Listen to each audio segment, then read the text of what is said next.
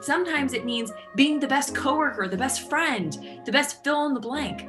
And to me, that's what life is. Life is being your best and being fulfilled and knowing that you are enough. All right, so it is Thursday, April 22nd of 2021, and I cannot miss the opportunity to say happy 45th birthday to my older brother, Alex Amezcua, the absolute anchor of the Amezcua tribe, growing up in the area of Chicago and eventually Hammond, Indiana. Dude, I love you. You're my big bro. Always setting a good example, at least 90% of the time, setting a good example. Happy birthday, big brother Alex. I have one of the most special guests as we celebrate my brother Alex's birthday. And I will tell you, I think Chad and I were talking about this. We've done about 40 episodes of Vision, Hustle, Grit, and Gratitude podcast since we kicked this off late in 2020. And Lauren Johnson, the Lauren Johnson, is the first guest I've ever hosted that I do not have a long-term relationship. Gang, let me tell you, you are in store for something super special today. Lauren Johnson, previous to her most recent venture, served as the New York Yankees mental performance coach. I think they called it conditioning coordinator, but the mental performance coach for the New York Yankees, 4 years doing that. And then most recently, about a half year ago, went out on her own and launched Lauren Johnson and Company. She is a mental performance coach and speaker. And if you did not know Lauren prior to today, I'm glad you're with us and listening to the conversation we're having today. Lauren, I'm so excited that you're with us today. Welcome. Oh, thank you so much for having me. Like I said before, I was so excited when you reached out to me because I've seen some of your previous episodes on your podcast. I love the stuff you put out on LinkedIn. So I was so excited when you asked me. And really quick shout out to your brother. Happy birthday, Alex. I hope you have the best day. Thank you so much for saying that. So you probably know, but the voicemail on my cell phone asks everybody 3 questions, and it clearly says, if you don't answer these 3 questions, I'm going to be incapable of returning your call. And so I ask every guest these 3 questions. Favorite color? Blue. But it changes. No, I just love it that it's blue. We're obsessed about blue in the great state of Michigan. Favorite afternoon snack? String cheese. Awesome.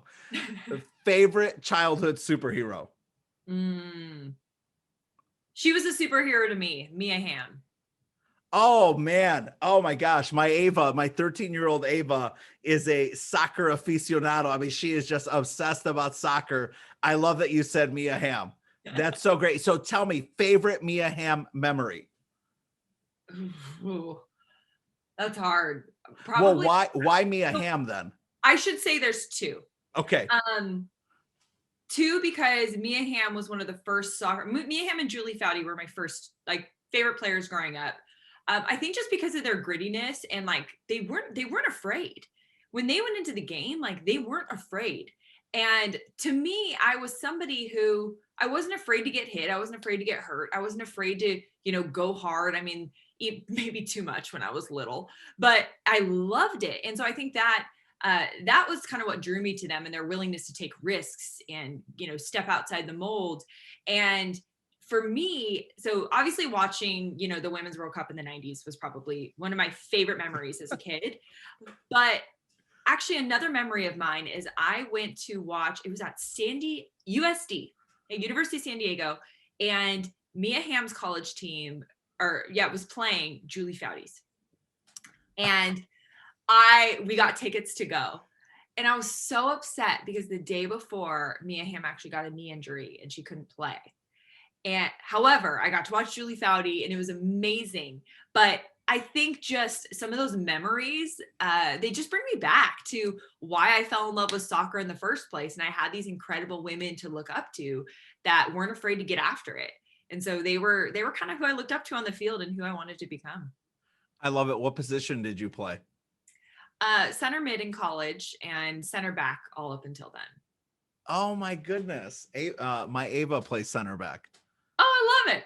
Yeah, that's incredible. Thanks for sharing that. So we've become fanatical about you in the state of Michigan. And obviously I, including Chad, we tell the world about you, and we hope that folks follow you, especially on LinkedIn. The content is incredible. And to me, it's just so applicable to not just business, but to your personal life. And I think that's what resonates most with me. Being a work in progress, right? You're chasing the vision you have for your life, and you're trying to do it the right way, in a noble way, that you're the rising tide that lifts all boats, where you bring others up with you. You talk a lot about mental toughness, and I love that. I think the world's grit tank is running on fumes.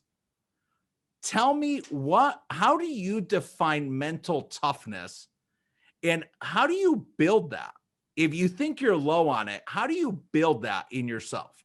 Mm-hmm. Well, I think mental toughness gets defined wrong quite often. Tell us about that. I think that toughness, right? A lot of us interpret that as, if you're mentally tough, you can't show your weaknesses. You can't, be present or acknowledge negativity. You just got to push through, whatever. It's like, I think it's one of the areas that, people like me and in sports psychology and other areas kind of get dinged for, because it's like constantly push, keep going, let's go, grit. But that's not what mental toughness is. Mental toughness is not ignoring your problems. It's not ignoring difficult. It's not running from fear or pretending it doesn't exist. It's facing our reality. And it's learning to process how we think and feel in a way that maintains a high level of performance. And so to me, building mental toughness has everything to do with how we process. It's our processing power. And we all have this process. We all have process, like we're born with the process, but it's our default setting. And the default setting is not always helpful, right? Our brain is wired to protect us, but sometimes it's there to protect us when we don't need protecting. Sometimes it labels us and limits us. Sometimes it alerts us that fear is present and to step away. And so I think that mental toughness is designing the way that we think, the way that we process, the way that we respond in a way that's able to maintain a high level performance no matter the circumstance, whether your circumstances are good, whether circumstances are not good, and everything in between. I've never thought, how do you have this on video? I've not seen this video explaining that it's the way we process it, right? Or the sort of processing center or mechanism inside of us. How much do you think? I'm thinking back, you took me right back to my childhood. Okay. And my folks raised 4 boys. I'm the third of 4. And I often think, oh man, that's because that's how I grew up. And I'm not to make it an excuse, but sometimes I can truly connect my adult limitations with sort of biases or mindsets that were instilled in me as a child. Mm-hmm. How much do you think that impacts our processing center that you're referencing? Oh, a lot. There's this one thing, I call it our survival mechanisms. And I'm sure there's a much more credible term in psychology than that.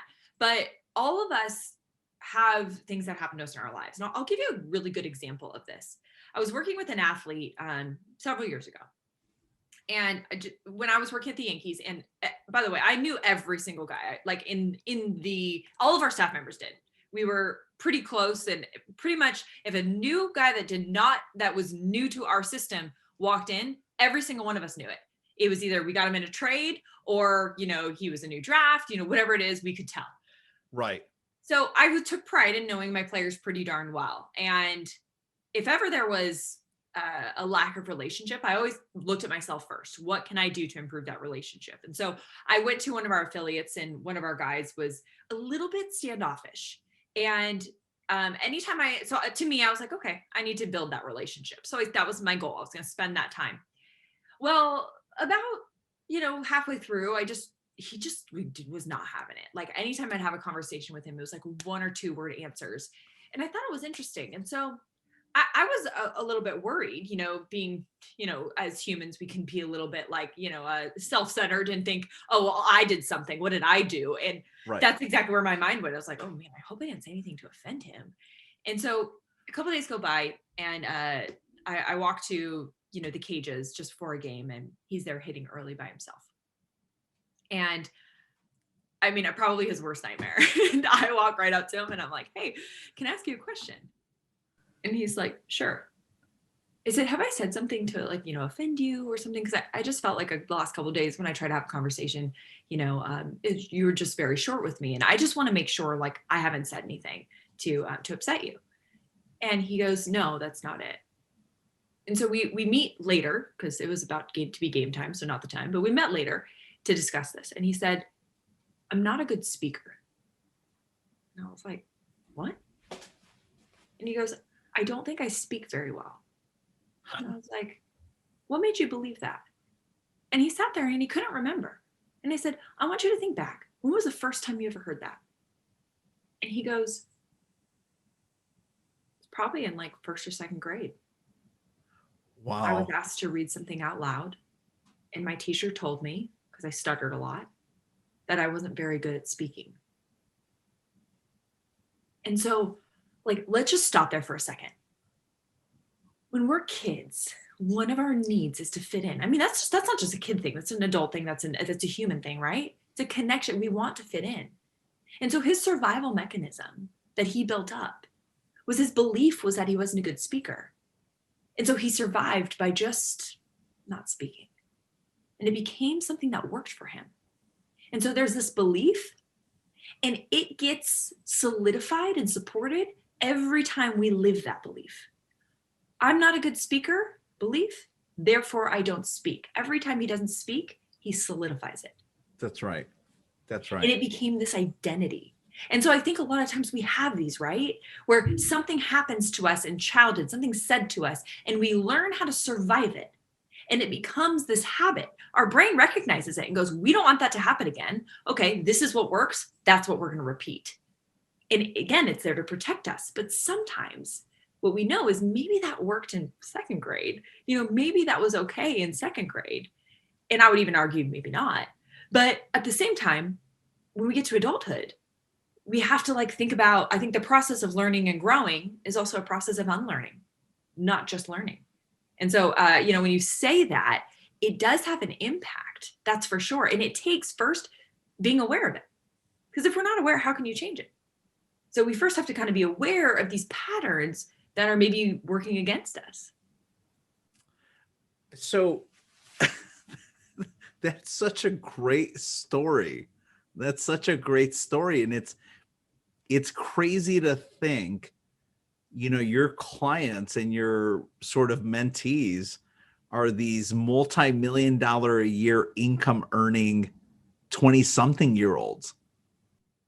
And society, we've got them all as like bronze statues, and they go through the same things we're going through, right? So I think about how much that's a reflection of the people in our lives. And you and I briefly touched on this before we got on our conversation today, is, the different commentary that we've each made around who we surround ourselves. Tell me a little bit about maybe some of the mentoring, the teaching and coaching you do around that topic, ensuring that people are surrounding themselves with the best people to achieve their maximum potential in life. Yeah. So, it's super interesting. There's kind of like a two-part to this, and I have to credit my good friend, Justin Sua, for it because he's really good at thinking in opposites. So this is one of the things that I've really thought about in terms of who you surround yourself with, that there's kind of two sides to it. And I think the first one is one that we're really familiar with, which is being careful who you surround yourself with. And there's a great analogy he uses about, fountains and drains, and that there are people in our lives that we all have them, that when your phone rings and it's that person that you're like, oh no, I do not want to answer this call. Like, oh, I'm busy, then that is what I would call a drain. Somebody that like you get off the phone with them or you finish being around them and you just feel exhausted, like all the energy has been sucked out of you. And then there are those people that are fountains in our lives. And those are the people that when you have a great moment or you need some advice, that when you call them, like those are the people you call. You pick up the phone and you call them. Yeah. And they leave you better than you started. And you leave and you have so much more energy. You're better from being around them.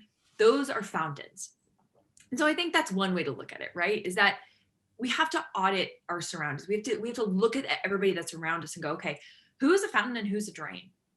And the answer isn't always cutting people out, although I think that there are people that deserve to be like, okay, we need to cut that person out of our life, but I also think another strategy is changing our proximity. Is that sometimes it doesn't always have to be, that person's cut out. Sometimes we can't cut them out. Sometimes, they may be somebody close to us that like, that's not somebody we can cut out. That's like, I love my brother and that's, let's say like your brother's girlfriend, or, hey, I love my cousin and that's my cousin's husband, whatever it is, like sometimes that's not an option. And I would say that if it's not an option, change your proximity. So instead of spending so much time so close to them, just space it out. Changing your proximity rather than, cutting them out completely. So that's one strategy, is identifying who are the fountains and who are the drains. And then there's this other way of looking at it. And there was this really great story I heard. I can't remember who said it, but they were saying that they were sitting at a table out at a restaurant. And one of the things James Clear actually said is that the easiest way to adopt a habit is to join a group who already has that habit adopted. And so, for instance, you're sitting at a dinner table and the waitress comes around and says, who wants dessert? And the first person says, oh, no, thank you, I'm okay. The next person says, no, thank you, I'm okay. Then it comes to you. Most likely, you're going to be more inclined and more motivated to say, that's okay, I'm good. When you're surrounded in a group that has those exact same habits, and maybe the habits are, eating healthier or cutting out sugar, whatever that looks like. And so one way is to look at your group and go, okay, do they have the habits that support the lifestyle I want, or that support my goals? And then there's another way of thinking of it.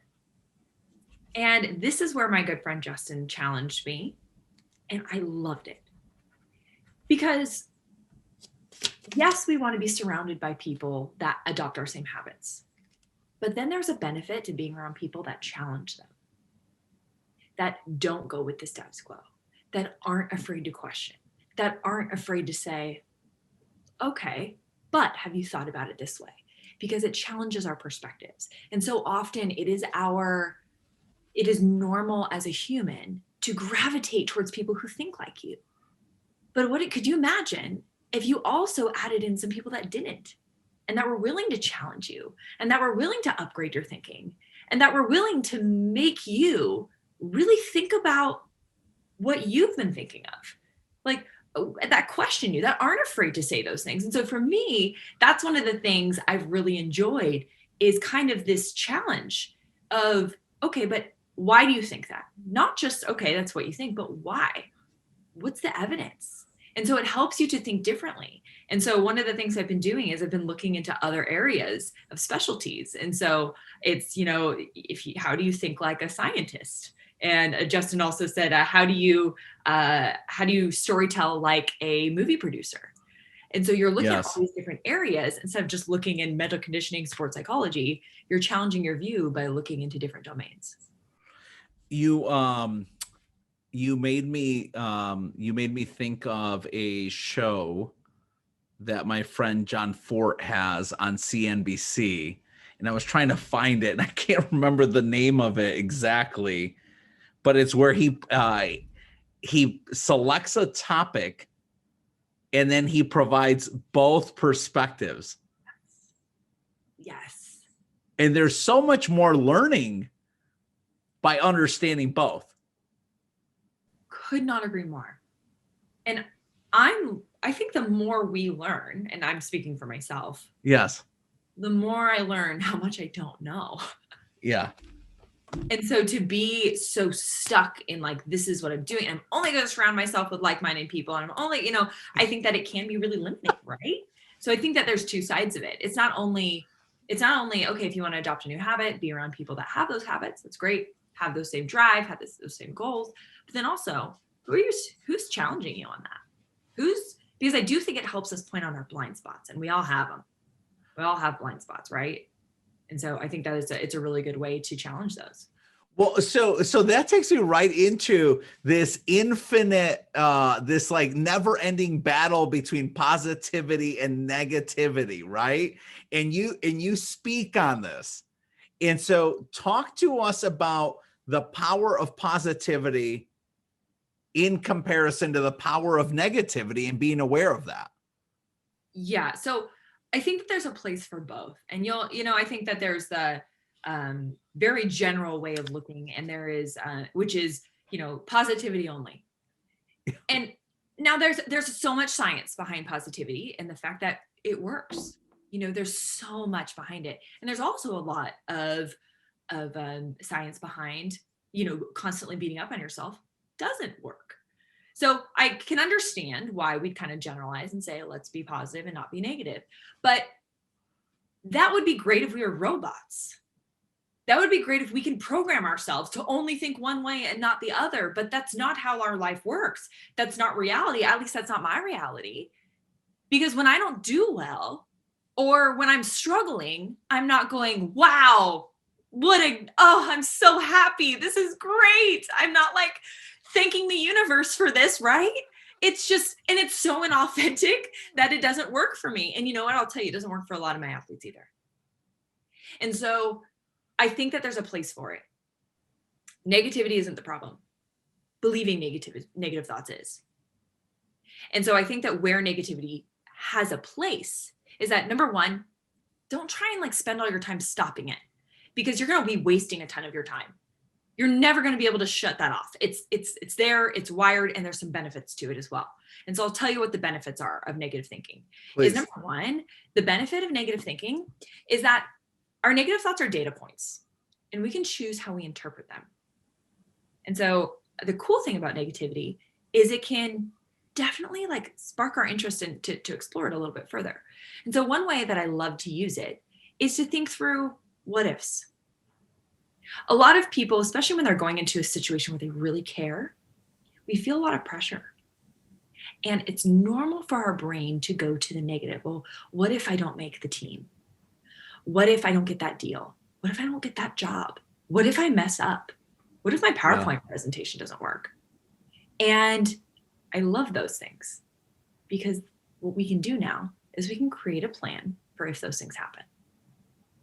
And so when people are going into big situations, we consistently, many times, only think of what we want to go right. Oftentimes we neglect to think about what could go wrong. And when we think about what could go wrong, we can then devise a plan to combat it. And so we call them contingency plannings. So first it's mental contrasting, right? So there's these two, it's like a 1-2 punch, is we can mentally contrast what we want to have happen versus what we don't want to have happen, or what could potentially happen. Then we can create these contingency plans by going, okay, if my PowerPoint presentation isn't working, then I'm going to be prepared to pass out hard copies. If I don't make the team, then I'm going to, fill in the blank. And so what happens is we're creating this plan in our mind, and our mind now feels prepared to handle it if it happens.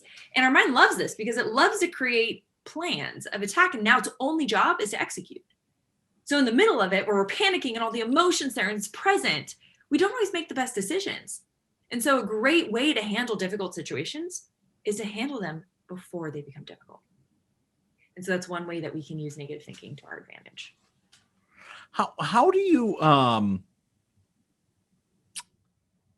so I think about how valuable it's been to me in my limited athletic career through college, and then my business career since then, but how powerful it's been to me to bring others into the vision I have for what I or we can achieve and accomplish together. I'm thinking about that because I'm also thinking about how often those closest to us are the strongest conduits of negativity into what we believe we can achieve. Can you share maybe a story or two or an example of how you've worked with some of your athletes and now clients across the country around that? Because I have to believe that has been a reality for all of us, whether we only played sports through high school, through college, professionally, or it's because of business experiences, et cetera. Well, two pieces. So number one, outside sources, right? Thinking about people closest to us that may, especially think about people that are doing things that are a little bit outside the box, whether it's a professional athlete or otherwise. Sure. My husband's a professional golfer, and I can't tell you the amount of people that have come up to us and been like, so when is he going to get a real job? And it cracks me up every time. I'm like, that is his real job. And they're not saying it because they don't love him or me. They're actually saying it because they do. And to them, this is how they protect and keep us safe. But what they don't understand is that safety isn't something that we desire. Safety, I would rather live a life, and this is just me, I'm not speaking for anybody else, because some people, that's super important to them to have the financial stability in any way. I totally get it. Yeah. For me and for my husband, it's more important for us to live a life that at the end of the day, we go, we took every chance we could. Yeah. We took all those risks. We did those things we wanted to do. Whether we win or we lose, that's the kind of life we want to live. And that's important to us. And so for me, it's so important to understand that it's nobody else's journey. It's nobody else's goal but yours. They don't need to understand it. You do. And so, and to understand the perspective of that, it's not because they don't love you, it's oftentimes they do. And if people are being extremely critical to be mean, that says a lot more about them than you. And so that's important to me. Sorry, were you going to say something? Because I saw you light up when I said that. No, that really resonated with me, is that, we often, it's difficult to maybe acknowledge in the moment, but in that moment of like really aggressive criticism from someone you care about and you believe cares about you, it's difficult to really be able to empathize with maybe what they've been through that leaves them in a position to think that that's appropriate, right? And it has nothing to do, so often has nothing to do with us. But I thought that was such a powerful comment you just made. Can you share more on that at all? I mean, just from your teachings and what you know? Well, I guess from my perspective is that, there's the best, my favorite quote, and of course I don't know it by heart, but is the Man in the Arena by Theodore Roosevelt. Oh, The Man in the Arena. And the fact that there's only a couple positions on the field. Yeah. So many in the crowd. And a lot of times we give people a front seat ticket that really don't deserve but to be in the nosebleeds. And, I always think about this in terms of like a volume, like in a mic. And I read this actually in a book by Jamie Curran Lee. She's a founder of It Cosmetics. And she talks about this and how, we can't control anybody else's opinions or what they say, but we can control the volume of the mic and the mic that they have in our life. Yeah. And so there's some people, man, turn that mic up. Like those are the tracks we want to keep hearing. Those are the things that we want to keep feeding ourselves. And then there are some people that we need to turn down. And I think that we give power to what we focus on. And so when we're focusing all the time on all this negative and we're giving it power. And I've had so many instances of this in my life where I gave power to people for way too long. And then I just had to switch the power cord and put it into somebody else's mic and go, that's what I want to be hearing. And so John Gordon actually has a great story. And I'm going to did not forget his of Dr. James Gills.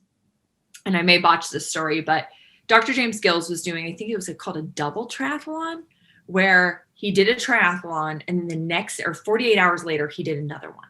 And he was in his late 50s. And I think he was one of the oldest people to do this. And John Gordon asked him, how did you do it? And he said, simple, really. He said, I learned to talk to myself instead of listen to myself. He said, when I talk to myself, I hear all the negativity. I hear all the reasons why you can't do it. Yes. But when I talk to myself, yeah, I feed myself with the things I need to hear to keep going and to win the race. And so I think that's another part of positivity that we can really use in our toolbox, is that just because somebody says something, or just because your mind creates a thought, doesn't make it true. And so instead of, before you take the meaning, like, make sure you audit the source, and don't be afraid to speak to yourself. Tell yourself the things that you need to hear. It's because I think the best performers, they're not only their biggest critics when they need to be, but they're also their biggest fans when they need it most. And so don't be afraid to be your own mic and to feed yourself with the things that you really need to hear when maybe you're not getting it elsewhere. I love that. I think I have just as many sticky notes as I've had for 3-hour business meetings just during our first 30 minutes together. So I appreciate that. Can I pivot for a minute? Please. I really, really wanted to ask you about this. And it's because when I first learned of you and met you via your content on social media, it was almost a year and a half ago, at least a year ago. It was just pre-pandemic. And you're with the New York Yankees. Mm-hmm. And I want to correct myself, because online you had the title as mental conditioning coordinator. And yet all the content I ever saw, I was like, oh, she's a mental performance coach. One of my dearest friends, Ben Newman, who is a coach to me, and Ben is friends with John Gordon, and that's what made me think of this. Ben is one of my close friends, and I'm like, no, Ben's a mental toughness coach. Like, that's his deal. He does that at a level of excellence, I believe.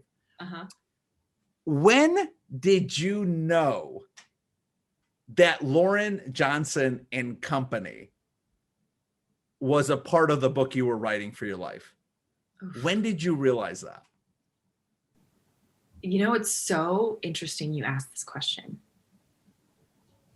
I think I knew it before I was willing to admit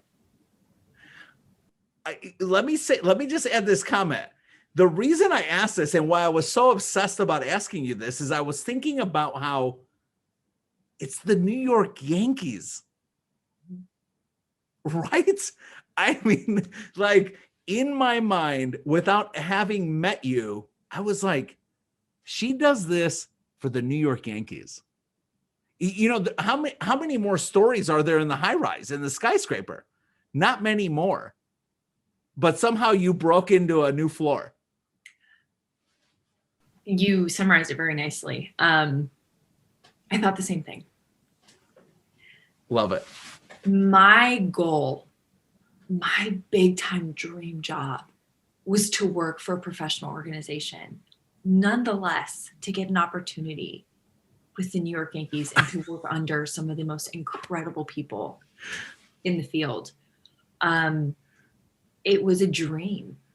And when I got it, oh my gosh, I mean, you have no idea. I remember my associate director, Chris, he called me and he tells me I got the job. And I just started saying, yes, yes, yes. And he goes, do you want to know what you're going to make? I was like, oh yeah, sure. I was just like, yes, I was so excited. And still is some of my favorite memories and some of the most important pieces of growth for me happened with the Yankees. But something that I realized, and was really hard for me to admit to myself, was when I knew there was something more. And there was another level that I hadn't accessed yet. Yeah. And it was probably about my third year that I probably knew it, but I ignored it. I was like, nope, you are just where you want to be. Remember, this was your dream. You don't need to go anywhere else. Like, why would you? And it's comfort kind of talked me out of it. Comfort was like, girlfriend, you are good where you are. And it's so interesting because that voice in your head, when you ignore it, it gets louder. And it just kept getting louder and louder and louder. And, probably about halfway through the pandemic is when I finally started listening. And what do you think was the moment though? I mean, so we're in the pandemic. My impression has been from just staying as intimately close with the people I know well during what I think is a difficult time. I think this is a great time to over communicate and over reach out and over like, hey, I'm just thinking about you. How are you? Right? Because we don't get to see each other. But when in the pandemic, because I see a lot of successful people making pivots. When in the pandemic did you say, done? I'm going to make this pivot? It's so interesting. I don't know if I can identify a moment. Okay. But I do remember the moment I admitted it. And I told my husband, I was like, I think I have to go off on my own. And he was like, really, like, talk to me about it. And I started talking to him and he was just like, let's do it. Like, I love it. My husband's my biggest supporter. And yeah.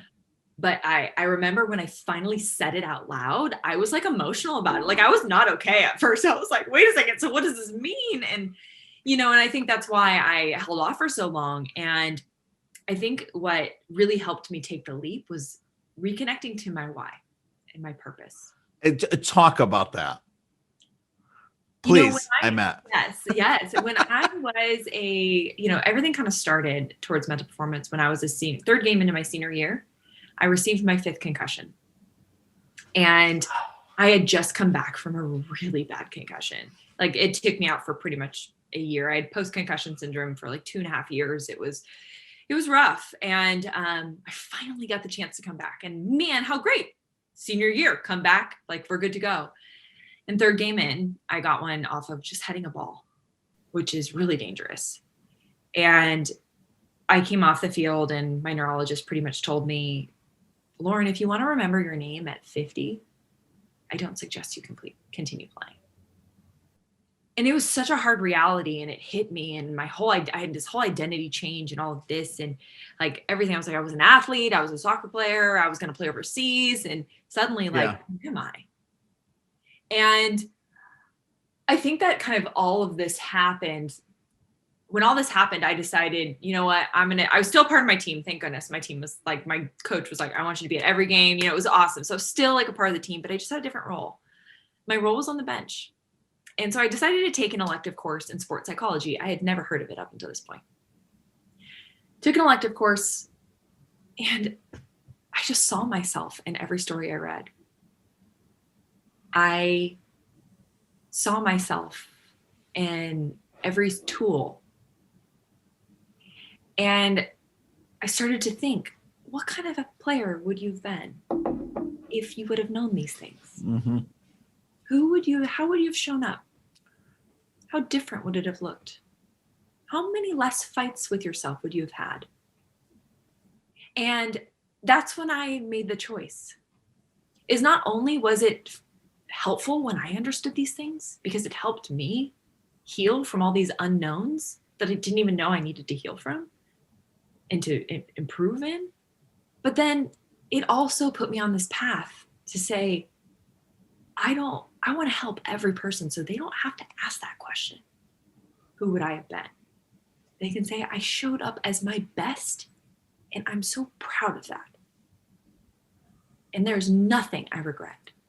That I was so proud of myself for going out there, even if that means I failed. And so for me, when I was thinking about all of this comfort, it was helpful to remember all the people I wanted to impact because it wasn't for me anymore. It was for so many others. And sorry, I kind of get choked up talking about this because it's seriously what drives me to do what I do. I love it. Did you, well,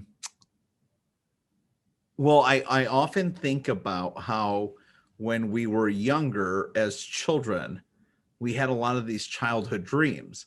And I always chuckle, mine were, I want to play middle linebacker for the Chicago Bears, like Mike Singletary did, like Junior Seau did for a different team. And that's, that's what I want to be. Then I'm like, well, but that might not be possible. So then I want to be a successful business owner. And if that's not possible, I want to be Batman. And those are my three dreams. And so the verdict is out on 1 and 2. The jury is deliberating on 1 and 3. Jury's deliberating on number 2. Was doing this at a high level, working for yourself, being an entrepreneur, being a subject matter expert. I think of Earl Nightingale, right? You put in an extra hour every night for 5 years, and all of a sudden you're in the top 1% of 1% in the world in that expertise. Did you have this vision for yourself at a young age? Yeah. And I've kind of always had that vision of wanting to be the best in whatever I do. And part of it was a healthy thing, and part of it wasn't. And I learned that through a lot of my studies, that a lot of people who are high achievers, they fall into this category where they're chasing achievement because our worth is attached to it. And every time we achieve, that means we're worthy. And I fell into that category. And something I learned was that if your worth is tied to your outcomes, it will always be temporary. And I had temporary worthiness all through college. When I was playing well, I was worthy. When I wasn't playing well, I was no longer worthy. And it drove me to work really hard. And so part of it was good, but part of it was completely wrong.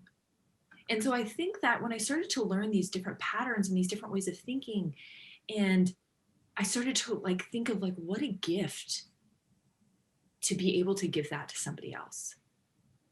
Because when I work with athletes, I want to help them to become their best. Yeah. Sometimes that's going to mean they're going to go to the bigs, they're going to become MVPs, they're going to be all-stars. Sometimes that's what it's going to result in. And other times it won't. But that's okay. You're still your best version of you. And I believe that when you're happy and you're living into your best and you're constantly striving to be the best version of you, whatever that looks like there's nothing better than that. And it doesn't matter if you're playing in the major leagues. It doesn't matter what it looks like. Sometimes it means being the best dad that day.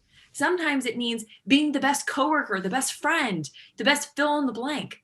And to me, that's what life is. Life is being your best and being fulfilled and knowing that you are enough and living into that. And so I think that because I fell in love with this field because I was the one who needed it.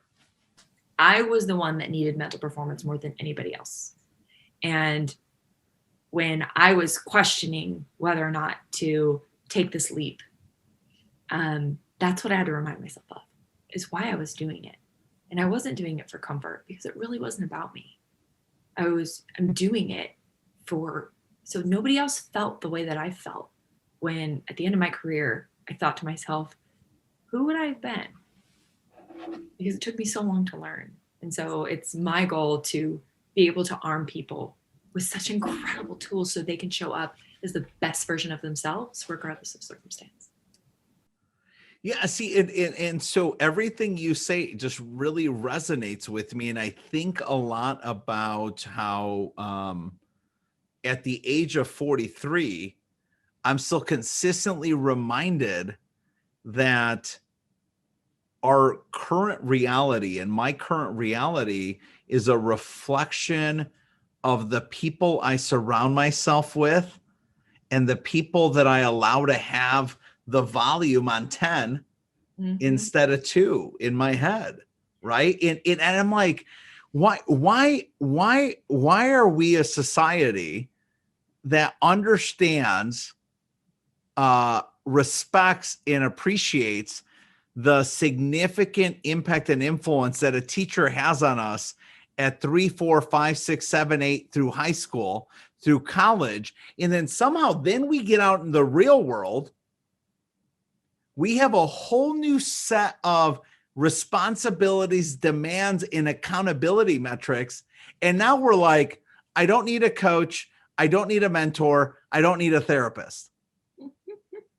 Right? Like, why? I mean, it's like, why is our society that way?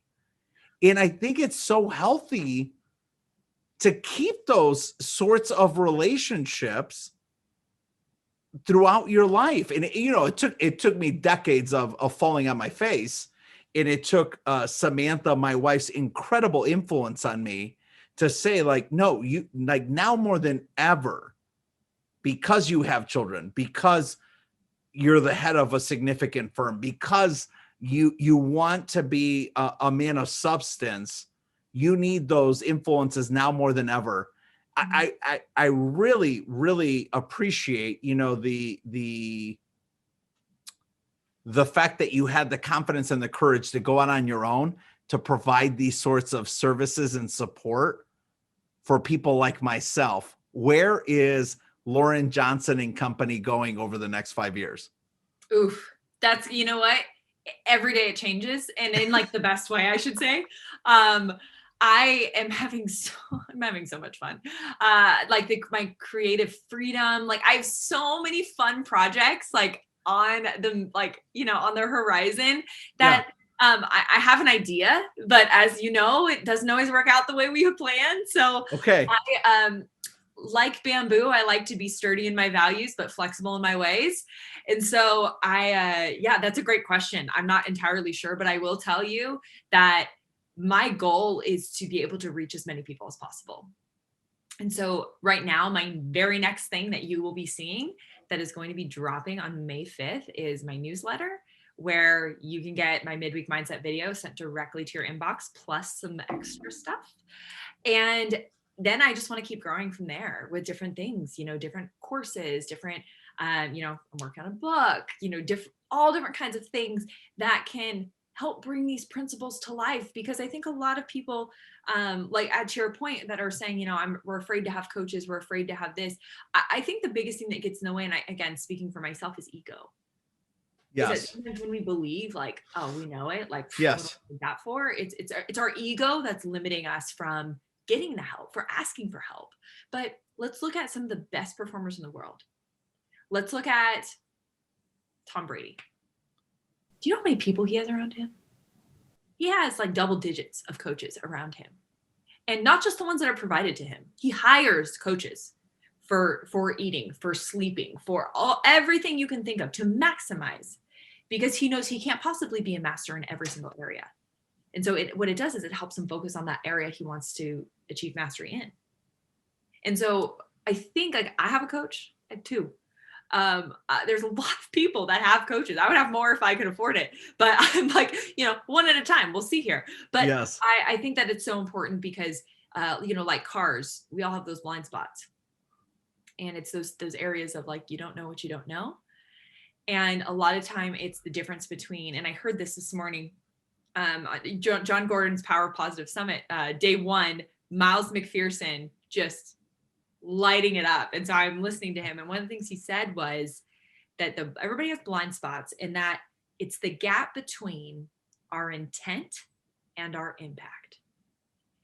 That we may intend to say something that's funny and our impact may be hurtful. We may intend to help and we are actually hurting somebody. And so there's these different areas. And I think our blind spots in terms of coaching is so important, because not only does it help us breed awareness in ourselves, and you can't change anything if there's no awareness. And then two, I think it also makes us present to maybe things that we weren't willing to see before. That's so I love it. I love the newsletter.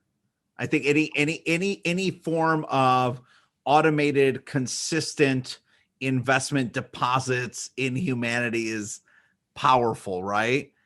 Where can people sign up for it? And are they able, let me not make that assumption. Can people sign up for it? And if so, where? Yes. So anybody can sign up for it. It's at laurenjohnsonandco.com. And all my social media is on there too. So it's all linked, because I have a very common name, Lauren Nicole Johnson, that all my handles are different. So it would take me hours to sit here and tell you all of them. So my website's the easiest, laurenjohnsonandco.com, where you can connect to all of those, and my newsletter. Like I said, it will be dropping The first one, May 5th, and it'll be every Wednesday. You'll get that, the midweek mindset video sent directly to your inbox. Plus, I'm calling it a 3+. You're getting 3 additional things, one of each, and you will see what those are when it drops. I love it. It's been an absolute just delight and privilege and just real treat. I mean, I said it to you, we've shared your profile with my family, and having an Ava who's 13, plays center back, just a superstar. I think she just has an incredible future, not in sports, just in life. Right. I'm really thankful for the time that you invested with us today. And if there was one quick shout out that you'd want to make to just someone important, someone that was a part of this transition that you've made. I just think it's incredible that you've gone on your own, and I'm so happy to see it. I'm definitely one of your biggest fans. Who would you give a quick shout out to? Thank you. I love this shout out. There's 2 people. Please. One you mentioned throughout this, which is Justin Sua. He was actually my first mentor in sports psychology back in 2013, has since become a friend. And he's also the head of the director of mental performance for the Tampa Bay Rays. And then my good friend, Brian Miles, who is the mental performance coach for the Cleveland Indians, who is also incredible. Like, talk about just amazing human beings. There's so many more, but of course, I especially want to shout out to. That's awesome. It was absolutely wonderful to be with you. Thank you so much for your time, Lauren. You are going to absolutely crush it. This new newsletter is going to be incredible. We can't wait for the book to drop. When the book drops, you're going to come back and speak to our firm of 300-400 people in the state of Michigan. And at some point when everything slows down, we hope you can come out and visit in person. I would love it. Well, thank you so much for having me. This is amazing. Cheers. Thanks, Lauren.